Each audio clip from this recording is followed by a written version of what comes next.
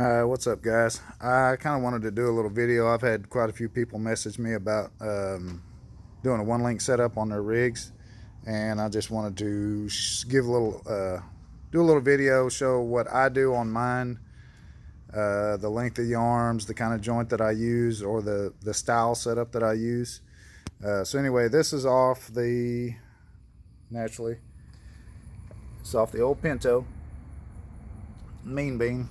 This axle's actually been changed. It's a steer axle now. The guy that I sold Joe Dirt to took the straight axle out and put a steer axle in the rear, but just welded it straight, or welded the tie rod straight. This is how I do my setup.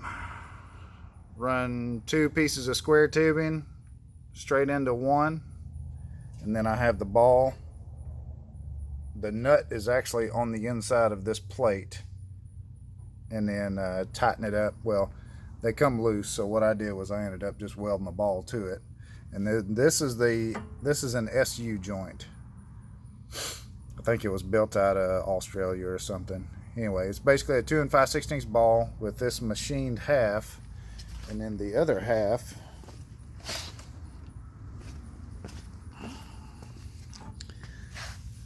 this is the other half here. You have 6 bolts, so it sets like this.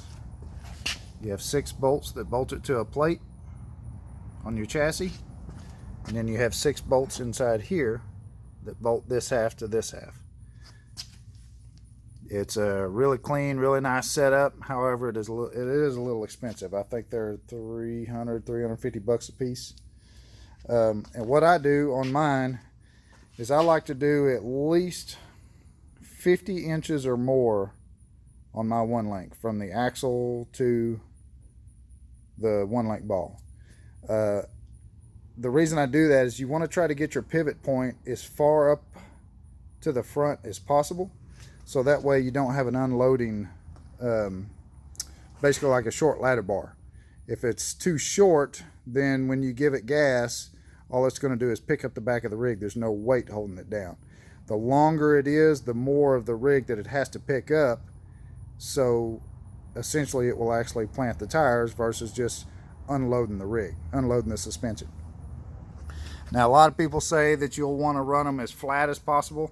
Mine, yeah, and you do. I mean, you know, you do want to run it as flat as possible, but depending on the ride height that you want, as long as your link is fairly long,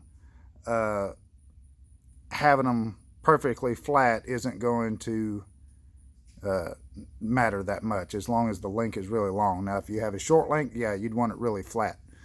But anyway, essentially you do want them fairly flat. I like the one link myself because you can use it as a slider. You can come in and close in this whole area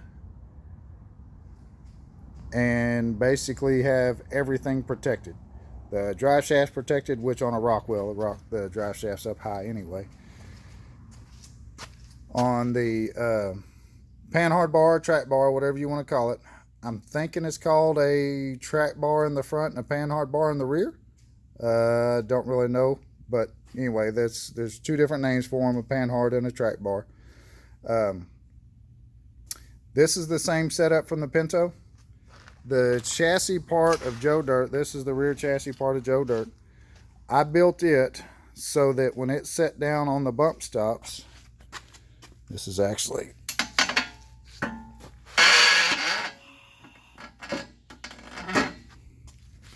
it was actually built so that whenever it does sit down, it clears the whole chunk. Now with this front axle, it's actually shoved, the chunk is actually shoved over a little bit farther, so it doesn't clear like it did when it had the straight axle in the rear. I always run my panhard bar, track bar level at ride height, and you want them as long as possible. The reason being, whenever they're short, it's just going to shove the axle side to side in suspension travel, versus if they're long, you know, you've got more leverage on it, and it doesn't just shove the axle side to side whenever it does move up and down. And also, I like mine level, so that way you'll have the same amount of movement in the axle, whether it goes up or down, compression or rebound.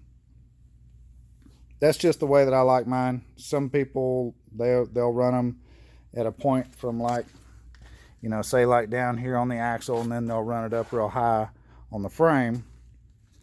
And I don't really like that, because whenever the suspension goes down, the axle actually moves to the left.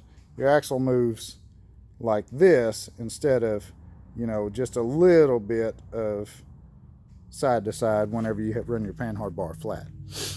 So anyway, I'm just going to do a little video showing how I do my one links, and that's pretty much it. I do them front and rear the same. This one here, these are the original one links that I had put in the Pinto. Whenever I went to the rock wheels, they were too short, and you can actually see right there where the end of the one link was. The Pinto was originally a 118-inch wheelbase. When I put the rock wheels, it was 118 with the 1 tons. When I put the rock wheels in it, it stretched it to 132. And that's what all of this is for. All of the plates and everything. That's what all that was for. So, but anyway, that's how I do my one link. Now these have taken a real beating. You can see they're bowed pretty good. But the only issue that I've ever had out of it is, as s'more, I had a Bulldog hitch with a 2 5/16 ball, and I actually broke the weld on the Bulldog hitch and ripped the ball out of it, which in turn, you know, ripped the rear end out of the car.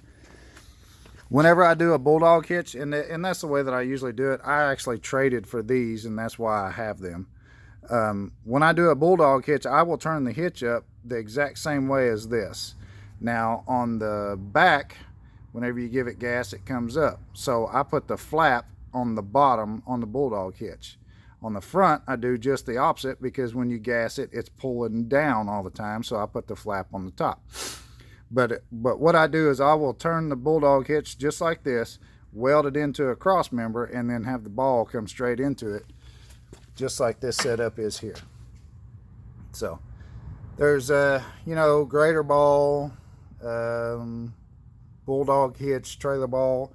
You know, you get a 2 5/16 30,000 pound ball, and you know, you won't have any issues out of it. These do have a grease fitting in it with a pocket.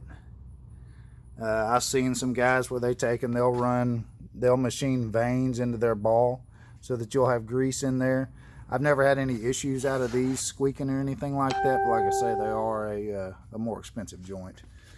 But anyway, just wanted to give a little rundown of how I set up a one link. And so if anybody has any questions, they can you know, send me a message or something on Facebook, Instagram. So anyway, hope you guys enjoyed that and was informative.